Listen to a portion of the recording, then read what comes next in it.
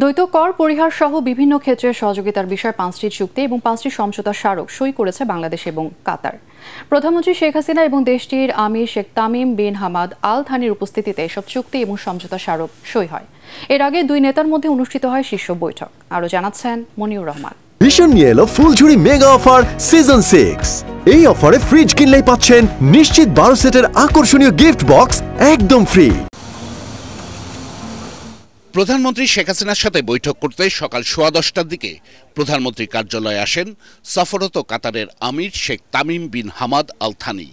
তাকে টাইগার গেটে ফুল দিয়ে অভ্যর্থনা জানান প্রধানমন্ত্রী শেখ হাসিনা। পরে দুই নেতার মধ্যে একান্ত বৈঠক অনুষ্ঠিত হয়।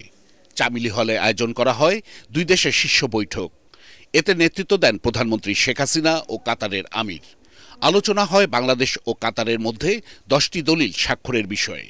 এরপর করবি হলে প্রধানমন্ত্রী ও কাতারের আমিরের উপস্থিতিতে 5টি চুক্তি ও 5টি সমঝোতা স্মারক সই হয়।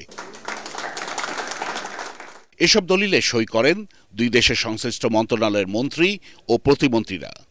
চুক্তিগুলো হচ্ছে দ্বৈত কর পরিহার ও কর ফাঁকি রোধ, পারস্পরিক বিনিয়োগ উন্নয়ন ও সুরক্ষা, আইনগত সহযোগিতা, সাগরপথে পরিবহন এবং যৌথ ব্যবসা পরিষদ গঠন।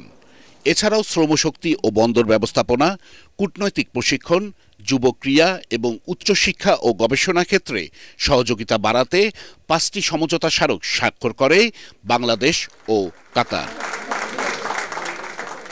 এদিকে দুই দেশের বন্ধুত্বের নিদর্শন স্বরূপ মিরপুর ইসিবি চত্বর থেকে কালশী উড়াল সেতু পর্যন্ত সড়কটি কাতারের আমিরের নামে নামকরণ করেছে বাংলাদেশ সরকার। প্রধানমন্ত্রীর কার্যালয়ে ভিডিও কনফারেন্সে সড়কটি ও বালুর মাঠে নির্মিতব্য পার্কের উদ্বোধন করেন কাতারের আমির Sheikh Tamim bin Hamad Al Thani. Moniur Rahman, ATN Bangla, Dhaka.